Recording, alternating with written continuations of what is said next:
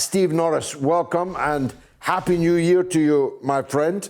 I just wanted to make the case that with today's opinion polls showing the Tories now 19 points behind Labour, and Labour led by a block of wood in the red wall seats, that I think Boris Johnson's number's up. I know that you have doubted that before. Do you still doubt it? Well, one thing you and I know, having been in the UK Parliament, both of us for a long time, is that in midterm, governments lose by-elections. And so far, the Conservatives have lost two, both in very safe Conservative seats. So, you know, decidedly against the run of play, so to speak, but on their own, not fatal. You and I know that Mrs. Thatcher, for example, was 15 points behind Labour between 1979 and 83, and she won, I think, a majority of 147. George, you probably remember that. Yeah. So we don't need to take too much notice of by-elections. I think what is interesting, however, is that in the so-called red wall seats, those are the seats that were won by the Conservatives in 2019, some of which had not been Conservative in 100 years. There is now, I think, a growing concern that Boris Johnson may not be the person that will ever allow them to keep those seats. Now, you know, one thing about the Conservative Party is that when the party senses that your time is up, then unlike Labour, ironically, who are soft as a brush on all of this, we just simply change the leader.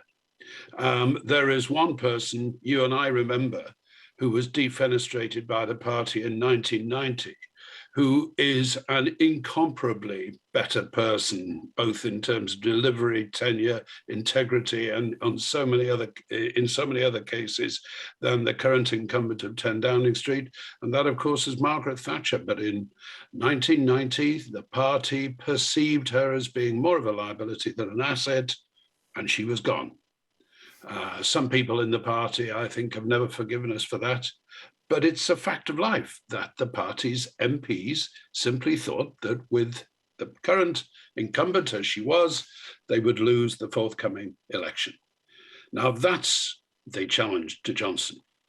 Whether the parties, so-called in Downing Street, looked a pretty miserable party to me, but whether the parties are particularly relevant, I don't know. But it kind of builds a sense that, don't you get anything right, Boris? You know, isn't there something you can do that's, you know, that we approve of? But here's one little thought, George, and I know, you know, one of the reasons you and I do get on is because we may come from different political perspectives, but there's a great deal that you can't argue with in politics. Right now, the appalling Mark Drakeford, who leads the Welsh government, and Jimmy Krankie in Scotland have both decided to lock down their countries in the most miserable way.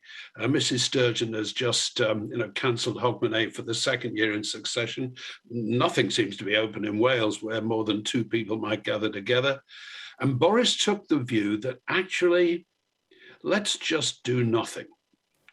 And it looks as if he might be right, and they have given him the privilege of showing that they were wrong.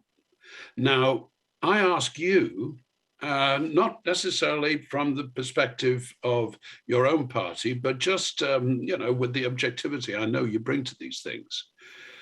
I think that could change a lot. It wouldn't take much to, perhaps bring Boris back into the fold. What do you think? I agree. I think he made the right call, that they made the wrong call. I don't know if he listens to the show, but I called on him the week before to make the call that he did, and he did do it. And he was right to do so. And that will certainly mitigate any damage that is currently or had previously been done. But here's the rub, Steve, that in a way, the Conservatives are vulnerable to a pincer. The Liberal Democrats intend to paint the blue wall gold, and the red wall looks a little less secure than it might have done. It was Boris that won those seats. I think no other Tory since Thatcher would have won them. But at the same time, it's looking, according to the polling today, that those same seats that gave him the big majority are now vulnerable to a distinctly undistinguished Labour Party.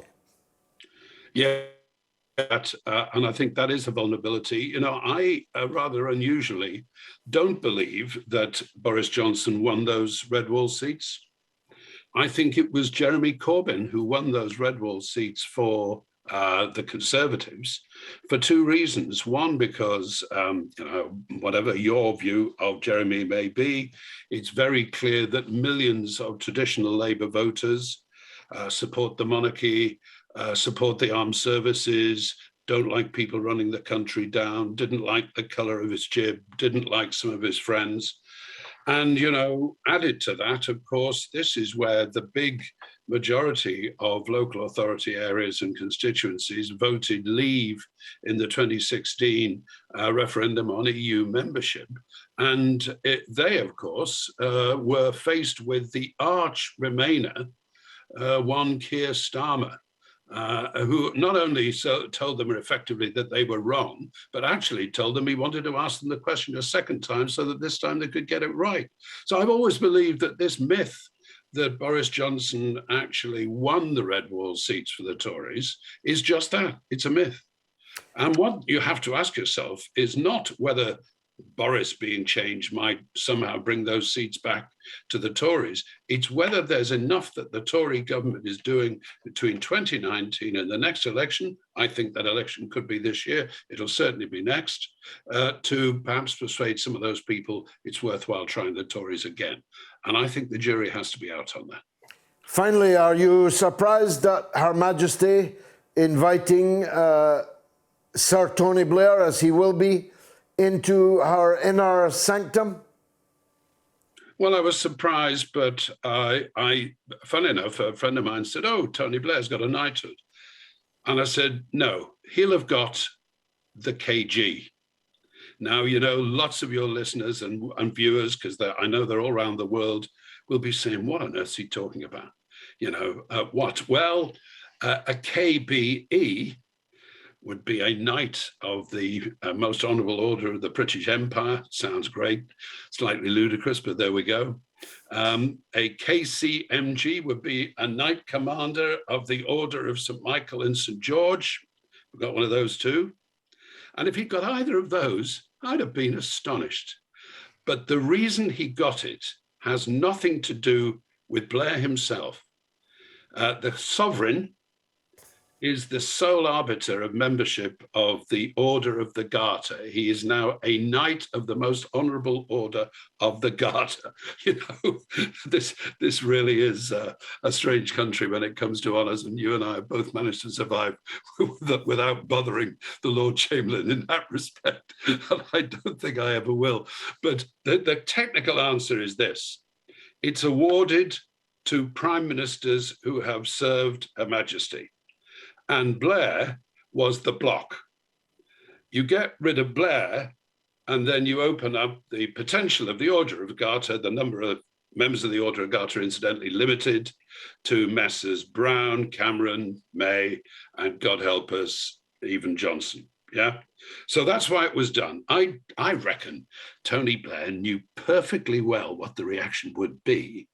But when his sovereign told him, Mr. Blair, I am now admitting you to the order, he wouldn't have had much choice. He was basically bed blocking. So, you know, yeah, I think it's quite amusing to see the reaction, and frankly, unsurprising. But the supreme irony is that this has been visited on him by our sovereign lady, Queen Elizabeth. The sword might slip, of course, on the day. Thank you very much, Steve Norris, who does not have any letters after his name, except academic ones, I should say, a very distinguished academic man from Oxford and a great classical pianist. I had the benefit of hearing him play very beautifully in a breeze block hotel in Pristina in Kosovo at a time when nobody knew whether a Kosovan was something you ate, drove or drank.